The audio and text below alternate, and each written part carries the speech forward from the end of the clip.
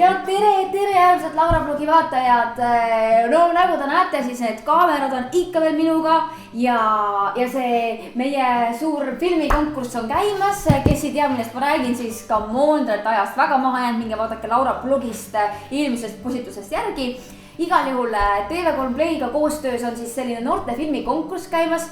Meil on juba laekunud päris palju ägedaid videoid.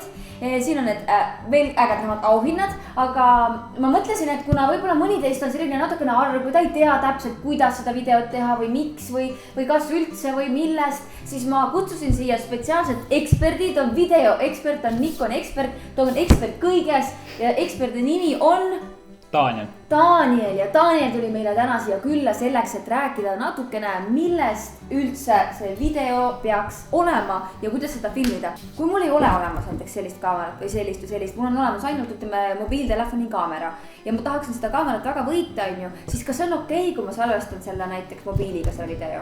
Muidugi see on okei. Minu arust see ongi just hea võimalus endale niisugust kaamerast saada, kui sul niisugust kaamerat ei ole. Sellepärast, et isegi suhteliselt odav otsa mobiiltelefonid salvestavad juba tänapäeval väga head videokvaliteeti. Ja nagu me kõik teame, tähtis ei ole nii väga kvaliteet, tähtis ei ole see kompositsioon, mis sa sätid endale sinna kaadrisse, tähtis on lugu, tähtis on, kui lahe oli sinu suvi. Mis lahedal üritustel sa käisid story, kõik tahavad lihtsalt nagu emotsiooni näha. Järgmine küsimus, millest näiteks, no kuna see teema on minu suvi, eks ole, et millest see video võiks nagu rääkida või kas see võib olla lihtsalt nagu mingi ala mingist ühest üritusest või see võib olla mitmest üritusest või kas see sisu on nagu nii oluline või mis sina, Daniel, arvad?